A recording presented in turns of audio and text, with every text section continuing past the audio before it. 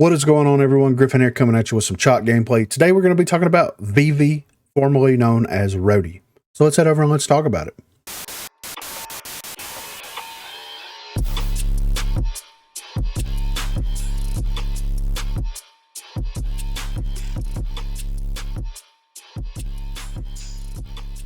So for ViVi, we are going to run through her abilities, her weapons, her gadgets, and perk set, and then we're going to give our final thoughts, or our first impressions, if you will.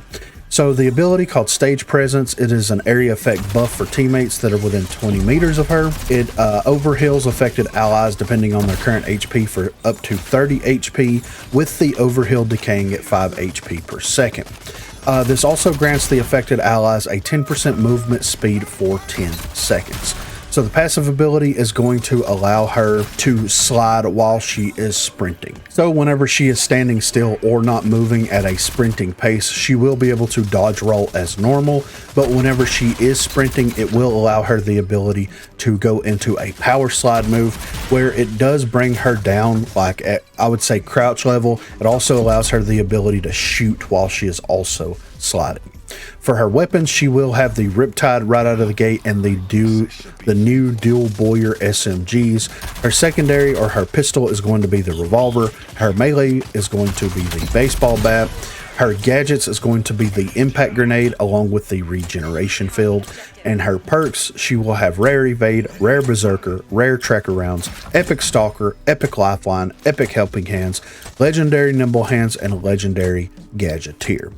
So first of all, I'll hit on the ability. For the primary ability, it is very Lucio-esque, right? This is very much something that is very Lucio-esque from Overwatch. Whenever, you know, people are within 20 meters of you, you're going to be able to overheal them. I'm assuming this is going to include ViVi herself, along with giving them 10% movement speed buff. And I'm assuming that, like, whenever she triggers the ability, like, it is going to start that HP decay immediately, right? And it's only a 30 HP bump, which could be 1 to 2 shots depending on what you were going up against. I'm going to say it's going to be 2 shots for most weapons, unless you're playing like against people with DMRs, sniper rifles, you know, revolver, shotguns, things like that. It's just going to be very dependent. But it's basically going to allow you to push into an objective if you're all grouped up, and it's going to allow you to take 1 or 2 more bullets whenever you're making that push. And that you're going to have to time it out in a very, very specific way, because whenever you proc it, if it's an immediate effect and then it starts the decay, then it's going to go away very quickly. It's 5 HP per second. So you have 6 seconds that you're in that 6 seconds you are going to be decaying HP, not to mention the amount of damage that you're going to be taking while this is happening. So it's very interesting, kind of polarizing the way that this ability is going to work. Do I think it's going to be overpowered right out of the gate? No. Do I think it's something that may potentially be buffed in the future? Possibly. I mean, if it really depends on when that decay starts to happen, right?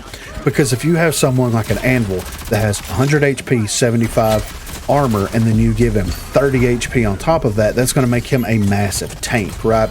But if the decay starts happening immediately, it's going to be like she doesn't do anything realistically at all, because if you are going to pop it in a scenario where you are going to be pushing an objective, then you're going to have to pop it when you're so close to the enemy team that the animation could cause her to go down. The HP decay could start happening immediately. You would get the movement speed buff out of it, of course, but like, it's just very interesting to see. Like, I'm going to have to play around with this to see how this is going to feel in execution. It's very much like a support rogue in a different kind of way. Not in the same way that Runway's in a different kind of way, where she's not really, but this is a support character in a very much different kind of way. With the passive ability being able to slide, this is more in line with how like Juke's passive ability should have worked, like with her Juke boots, in my opinion. You have something that isn't always on. You kind of get to determine when you want to use the roll versus when you want to use the slide. And that to me is something that is going to be very interesting. Is the slide distance going to be increased further than the roll distance? Is it going to be faster? Is it going to cause weird collision issues with the character like we've seen with Juke in the past? Is it going to somehow make her immune to gunfire?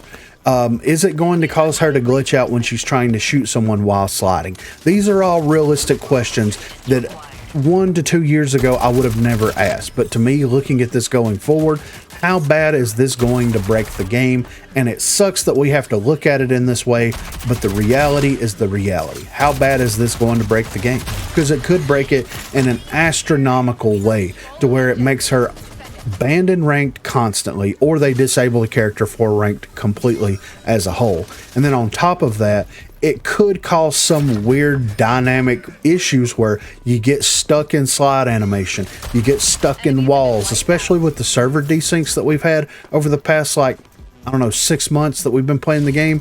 If you activate the slide and the server desyncs, are you going to be stuck in slide from that point moving forward? I mean, stranger things have happened.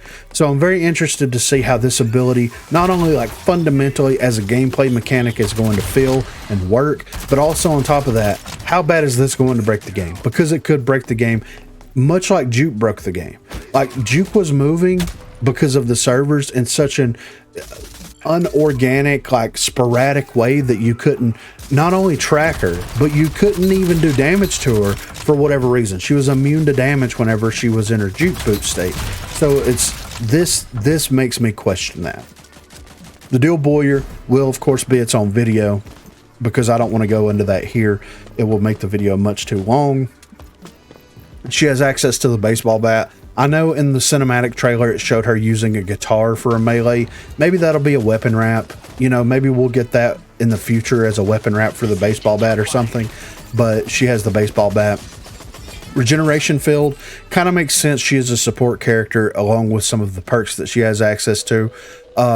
The impact grenade is very interesting, and I guess that would make sense. You know, you can kind of toss that thing and then slide in and do some damage. It should provide good synergy with the passive ability, the active ability, and things like that. And since it's an instantaneous effect, then it should allow you to be a little bit more proactive, moving from position to position and engaging with enemies. I know, like, the Semtex has a little bit of a delay whenever you throw it that it takes for it to actually explode. So I think that, like, giving her the impact grenade makes sense. Maybe the impact grenade needs to get some type of a damage buff to it. And then whenever we look at the perk set, Legendary Gadgeteer, I guess is fine. Like, you'll be able to get the impact grenade back significantly faster and the regeneration field. I just don't feel like that those gadgets are in need of something that is a legendary gadgeteer level. And then legendary nimble hands is going to be, it makes sense for her to have that, especially with the reload time that's associated with those new SMGs. Epic Lifeline and Epic Helping Hands, that makes sense, especially since she is going to be classified as a support character, so that she can get in there and she can, like, manually revive someone by hand.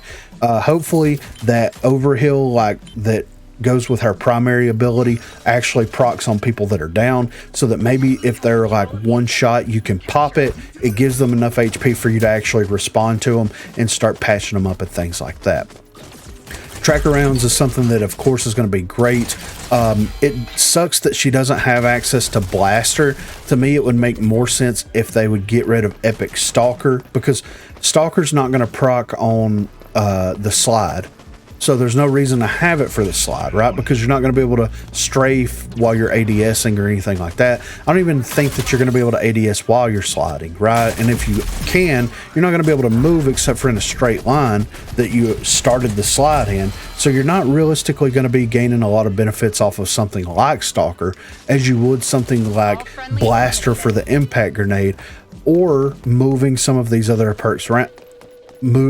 Moving some of these other perks around and giving her an epic evade and giving her something else in that rare level.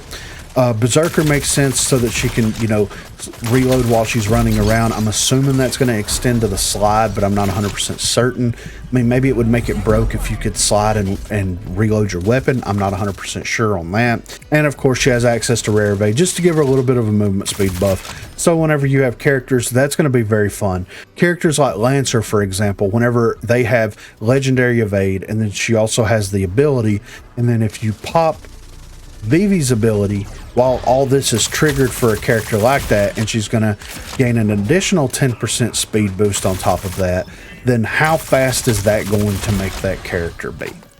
That's my question.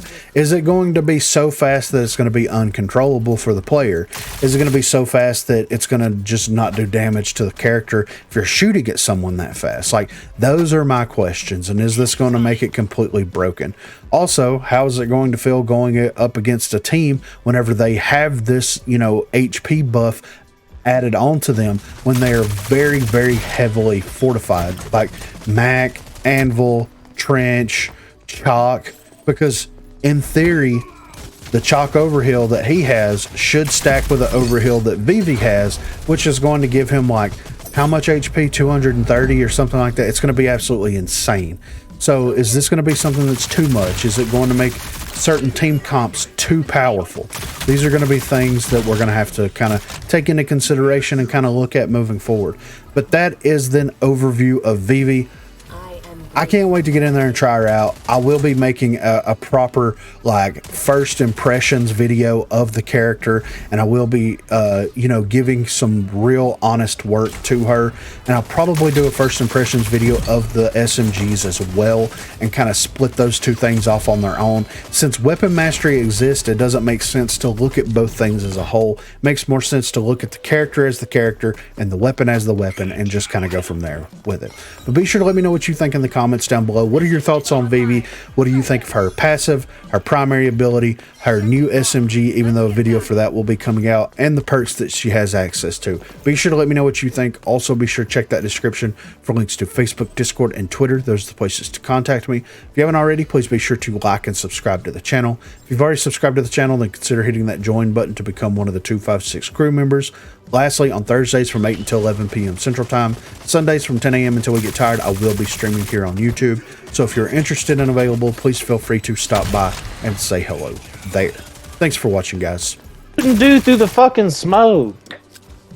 Trench, you gotta stop standing in the way. My gun quit shooting as I got juked off the map. They're resin back there.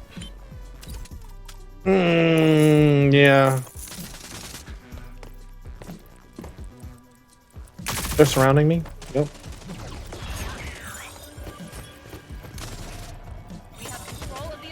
He is throwing it so hard for us.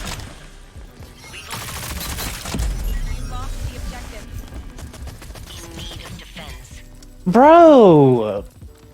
Like, I can't make a fucking play right this second. Everything I do is getting me tossed. They're on the back right here.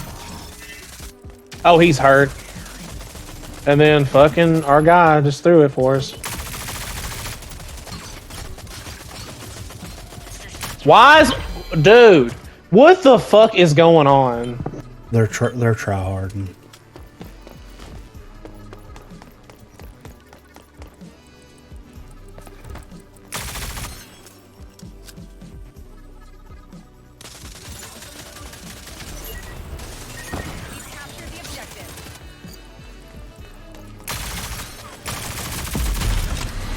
I love it, dude. Stuck it?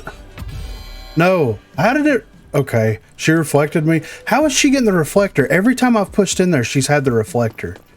There's no way.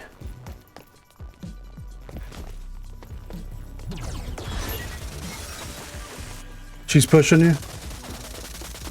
Yeah, get her out of here, fucking dumbass bitch. Another contract in the bag.